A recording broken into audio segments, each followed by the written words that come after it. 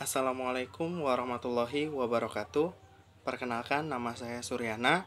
Saya dari kelas 07 PIEE 004, mahasiswa Prodi Pendidikan Ekonomi Universitas Pamulang.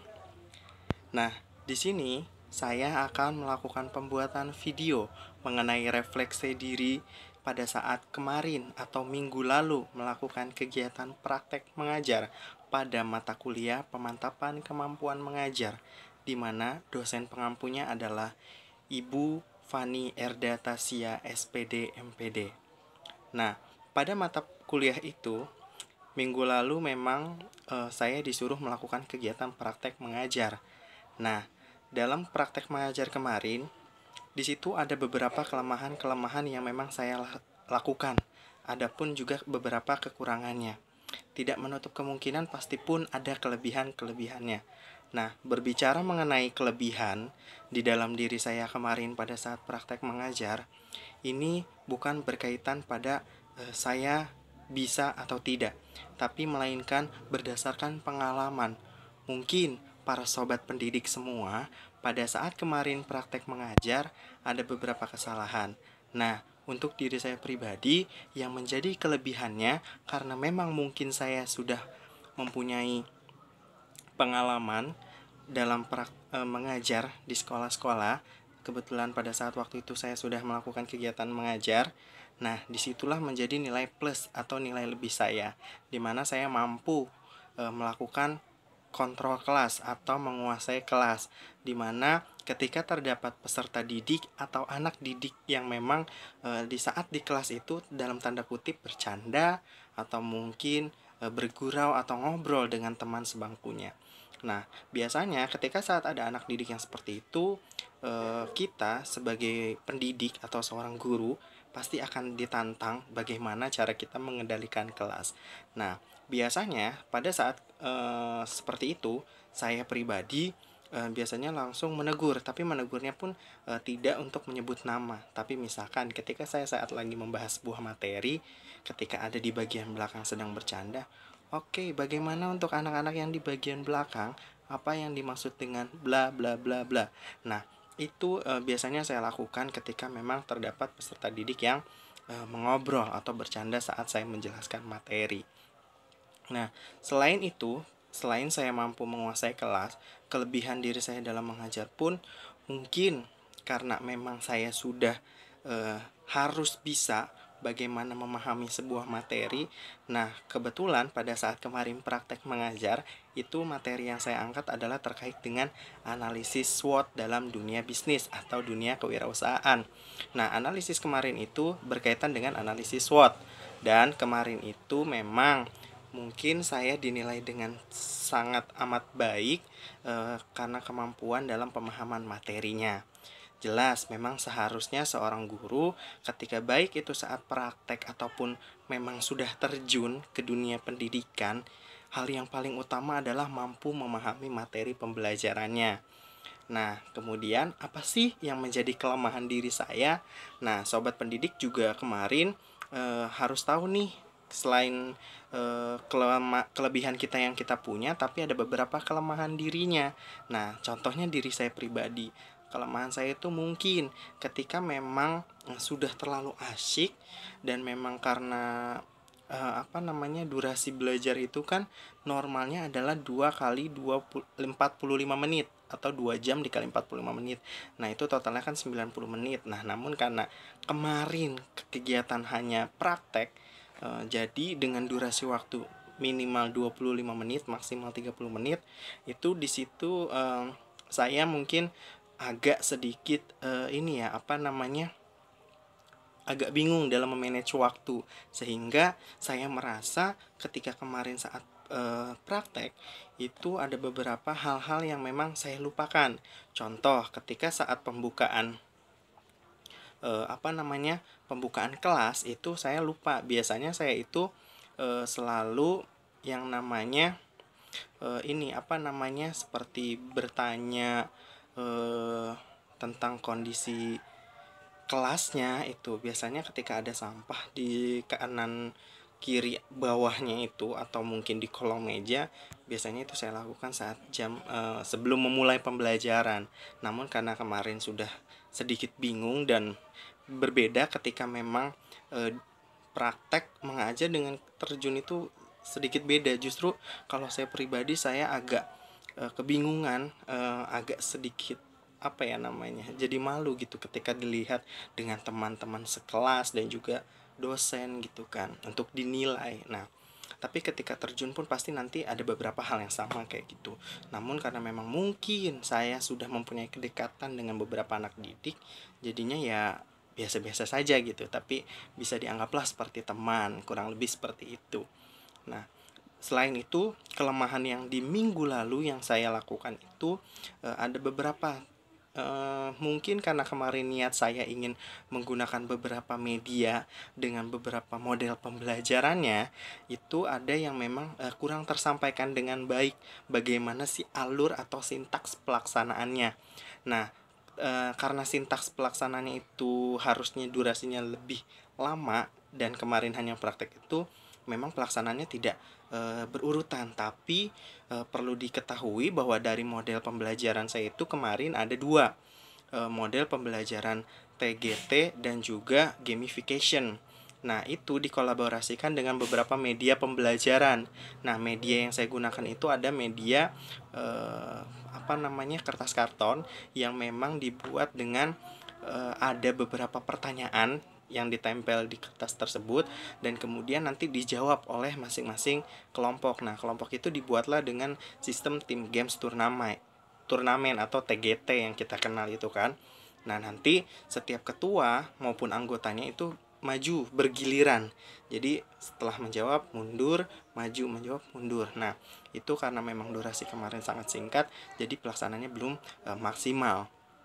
Kemudian juga ada di yang kedua itu saya niatnya ingin menggunakan media roda berputar. Ya, itu karena memang kemarin media roda berputar itu apa namanya, dengan durasi yang singkat juga, jadi pelaksanaannya kurang maksimal. Sebenarnya itu akan lebih seru ketika semua anggota bisa menjawab kayak gitu kan, untuk mengetahui bagaimana hasil akhirnya gitu. Nah, itu akan gabungkan atau dikolaborasikan dengan model pembelajaran gamification. Nah, seperti itu. Namun bagaimana nih cara saya untuk bisa memperbaiki kekurangan-kekurangan, namun juga bisa mempertahankan atau bisa kembali meningkatkan kelebihan-kelebihan yang minggu lalu saya lakukan. Nah, untuk kelemahannya itu kemarin karena memang di sini ada dua kesempatan, di mana saat yang pertama itu adalah penilaian secara langsung. Nah, nanti ketika di pembuatan video mengajar itu adalah kesempatan yang kedua. Nah, nanti saya berusaha semaksimal mungkin itu bagaimana saya bisa menjelaskan materi, namun juga alur dalam penggunaan atau penerapan model maupun medianya itu sesuai dengan sintaks, tapi dengan manage waktu yang memang bisa diolah dalam kurun waktu 30 menit lamanya, misalkan seperti itu. Dan saya akan berusaha seperti itu. Kemudian di sini ada pertanyaan ketiga yang mana di situ ada apa saja sih hal-hal yang memang harus dipersiapkan ketika kita harus sebelum terjun ke lapangan untuk mengajar. Nah, di sini saya akan mengambilnya adalah konteks misalkan diri saya pribadi ya, ketika memang nanti mungkin ketika kita PPL atau praktek mengajar di lapangan itu kan memang salah satu persyaratan tertentu ya. Syarat utamanya memang dalam prodi pendidikan ekonomi itu mahasiswa bisa menjelaskan atau melaksanakan kegiatan PPL itu dengan baik.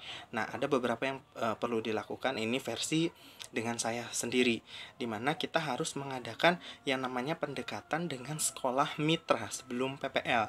Artinya, karena kita di sini adalah sebagai tamu yang memang untuk mengajar, untuk praktek di sekolah tersebut, bagaimana kita bisa melakukan pendekatan yang baik, berkomunikasi yang baik, dan kita berusaha berbaur dengan lingkungan di sekolah tersebut.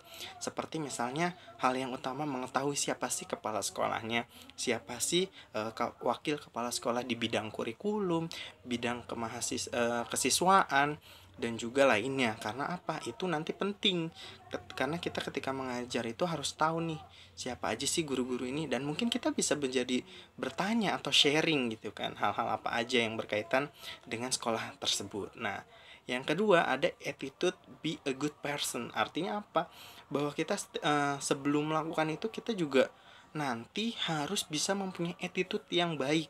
Kenapa? Karena kita ini kan udah jadi tamu, kita dipersilahkan untuk bisa praktek mengajar di sekolah tersebut.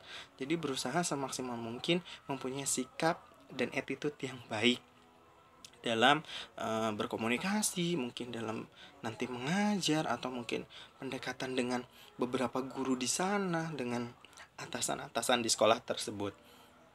Nah, kemudian hal yang paling penting nih, karena kita dipersiapkan nanti ketika PPL itu untuk mengajar, jadi bagaimana kita bisa mengupdate kurikulum dan juga update materi-materi pembelajaran yang memang kekinian. Artinya gimana? Kalau update kurikulum kan, karena sekarang ini banyak banget ya kurikulum yang ada di Indonesia gitu. Apalagi setelah kemarin K13 revisi, sekarang ada penerapan yang namanya kurikulum Merdeka Belajar. Nah, di kurikulum Merdeka Belajar ini memang peserta didik itu menjadi student center atau memang pusat utamanya, dan kita sebagai pendidik itu hanya sebagai fasilitator. Namun tidak menutup kemungkinan kita itu juga harus bisa menjelaskan, memberikan pemahaman kepada peserta didik. Bukan berarti hanya sebatas kayak mendengarkan saja, tidak, tapi kita juga harus bisa menguasai materi. Penting sekali bagi seorang guru itu, yang utama itu tanpa kita harus menggunakan media ataupun model, yang utama kita tahu dulu deh materinya itu apa yang mau kita bahas. Karena kalau seorang gurunya itu tidak paham, pasti muridnya itu akan 2 kali lebih tidak pahamnya daripada si gurunya. Jadi bagaimana kita sebelum terjun, sebelum praktek, atau mungkin sebelum mengajar, itu harus bisa memahami terlebih dahulu nih materi-materi pembelajarannya. Nah, kemudian ada yang namanya penyebutan key teacher. Artinya apa nih? Key teacher ini sendiri adalah untuk mengetahui kunci seorang guru di sana tuh misalkan gimana. Carilah, pasti ada kok di sekolah-sekolah itu guru-guru favorit atau guru-guru yang memang disenangi sama anak-anak didiknya gitu kan. Karena entah mungkin keramahannya, keasikannya, kehambelannya, dan sebagainya. Nah, itu tujuannya apa? Karena kita juga kan walaupun hanya PPL atau mungkin hanya praktek di situ, untuk pengabdian di situ hanya sementara waktu aja, tapi berusaha bagaimana kita bisa mempunyai image atau pandangan nanti ketika kita udah selesai diingat tuh, walaupun kita hanya sebatas mahasiswa yang memang praktek, tapi bisa diingat dengan peserta didik. Wah, ternyata ya si Pak ini seru juga ya, asik juga ya dibuat sharing, dan dia juga ketika menyampaikan materinya itu mudah dipahami dengan cara-cara yang singkat seperti itu. Nah, kemudian selain dengan harus mengetahui key teacher itu sendiri, persiapan mengajar itu kita harus mempunyai sikap percaya diri yang memang menunjukkan penampilan good looking. Nah, dalam arti konteks good looking ini sendiri bukan masalah soal tampan ataupun cantik, tidak. Tidak, itu bukan seperti itu. Tapi bagaimana seorang guru itu mempunyai wibawa yang baik, mempunyai sikap yang memang bisa dilihat, wah, ini sebagai guru panutan nih, pakaiannya saja rapi, dandanannya sopan, dan juga tidak berlebihan. Nah, dan enak dipandangnya gitu. Dan paling utama tuh sebenarnya guru itu ya minimal bisa wangi lah, tidak bau badan gitu. Kenapa? Karena kita kan keliling gitu kan, berjalan. Jadi ketika memang kita mempunyai wangi yang melekat gitu, nah itu pasti jadi apa ya namanya, kalau saya pribadi sih jati diri kita sendiri kayak gitu, supaya terpandang dan dilihat baik dengan anak-anak di sana. Nah, kemudian ada pertanyaan yang terakhir nih. Nah, di sini bagaimana sih konsep menjadi guru yang ideal gitu. Nah, jelas dong pasti kita pengen banget ya bisa menjadi seseorang yang bisa ideal gitu, atau mungkin disenengin sama anak didik. Kalau saya pribadi, karena memang di usia saya yang masih muda seperti ini, ketika terjun ke sekolah dan apa ya namanya, saya tuh menganggap anak-anak didik saya tuh bukan sebagai seorang layaknya guru dengan murid, tidak, tapi saya lebih menganggap mereka itu seperti adik-adik saya, teman-teman saya. Kenapa? Karena ketika kita punya pandangan bahwa dia adik saya, bahwa dia teman saya, bahwa dia rekan saya, pasti nih akan ada terikatan. Nah, keterikatan di sini adalah bagaimana kita bisa menjadi apa ya namanya, panutan untuk mereka, bisa jadi teman sharing, karena tujuan belajar itu bukan hanya untuk kita bagaimana bisa menasehati atau segala macam, tidak, tapi bagaimana berusaha ilmu yang kita punya itu bisa kita transfer ke anak didik kita itu sendiri, supaya memang anak didik itu kita berharap pengennya ketika kita yang mengajar dia bisa berkembang dan bisa mempunyai potensi, punya kompetensi yang mumpuni, dan itu nantinya akan berguna ketika dia bersaing, entah itu untuk bekerja kah, atau mungkin nanti ketika ingin melanjutkan ke jenjang yang lebih tinggi di tingkat universitas, seperti itu. Karena harapan seorang guru itu pasti bukan terlihat dari bagaimana nanti ke depannya, tapi pengen melihat anak yang kita ajarkan, anak yang kita bimbing itu bisa berhasil dalam konteks itu mencapai cita-citanya, minimal gitu, menggapai cita-citanya apa yang memang dia impikan selama ini, seperti itu. Nah, saya pribadi ketika memang mengajar, waktu saya ada kegiatan seminar di tingkat nasional di salah satu Kemendikbud di wilayah Kabupaten Bogor, saat itu saya ingat banget ada yang namanya mentor, penyebutannya itu Bunda Ucu. Beliau mempunyai pembahasan bahwa seorang guru itu harus bisa menjadi seorang guru yang sadar. Artinya apa? Guru tidak menilai bahwa uang itu dijadikan hal utama. Jadi guru itu harus bisa bagaimana menanamkan diri mengajar dengan ikhlas. Kalau soal gaji atau soal uang atau soal nominal itu urusan yang kedua. Tapi bagaimana kita bisa menjadi guru panutan, guru tauladan, guru yang mengajar dengan ikhlas. Nah, versi saya pribadi ketika saya ingin menjadi seorang guru ideal, dan apalagi ini sudah saya lakukan di sebelumnya sekolah yang memang saya ajarkan itu, saya memang mengajar waktu itu 9 kelas dan mengajar 5 mata pelajaran: ekonomi bisnis, komunikasi bisnis, perencanaan bisnis, marketing, sama pelajaran yang kelas 12 itu adalah mengenai proposal dan persiapan presentasi usaha. Itu adalah proyek akhir ketika kelas 12 nanti. Nah, kelima mata pelajaran ini memang saya ampu. Nah, kemudian saya dengan mendekati banyaknya murid, karakter, beragam sifat. Nah, saya diri pribadi ini mempunyai yang penyebutannya itu adalah 5 bahasa cinta. Nah, 5 bahasa cinta ini adalah, yang pertama saya lakukan adalah bagaimana menggunakan penegasan kata. Nah, penegasan kata ini bukan marah-marah, bukan, tapi menggunakan penegasan kata dengan kata motivasi dan inspirasi. Bahwa kita sebagai seorang guru itu harus menjadi guru yang bisa memberikan semangat untuk anak didik kita. Contohnya gimana? Ketika saya mengajar, pasti saya selalu menyebut, Assalamualaikum warahmatullahi wabarakatuh. Bagaimana nih anak-anak soleh, anak-anak cerdas, anak-anak hebat. Nah, kata-kata konteks anak cerdas, anak soleh, anak hebat, ini sebenarnya bisa jadi doa juga untuk mereka gitu kan. Karena apa? Karena kalau seorang guru itu mulutnya itu pasti ada berkahnya kalau kata orang itu kan ya. Nah, nanti dengan ucapan-ucapan seperti itu berusaha kita menginspirasi juga dengan memotivasi mereka bahwa mereka itu sebenarnya anak cerdas, mereka itu anak hebat, anak soleh kayak gitu. Nah, kemudian ada sentuhan fisik. Nah, sentuhan fisik ini bukan seperti memukul, bukan, tapi bagaimana sentuhan fisik ini merangkul ketika memang kita mengetahui pasti ada anak yang mungkin caper ya sama gurunya, entah itu dia capernya karena sering terlambat, atau mungkin ketika mengajar itu sering banget ke WC gitu ya, itu karena caper ingin diperhatiin. Sebenarnya kita rangkul, kalau saya tuh hey sob, gimana nih, kok kena akhir-akhir ini sering terlambat sih. Nah kita tuh kayak cerita ngobrol aja sama temen gitu kan. Nah itu nanti pasti akan dapat informasi-informasi gitu kan, dan bagaimana nanti solusinya yang bisa kita lakukan sebagai seorang guru. Nah, seperti itu. Kemudian ada yang namanya quality time. Nah, quality time ini saya memang melakukan, ada yang namanya grup WhatsApp kan, pasti kayak gitu. Nah, di grup WhatsApp itu bagaimana ketika nanti anak-anak itu saya berikan kebebasan.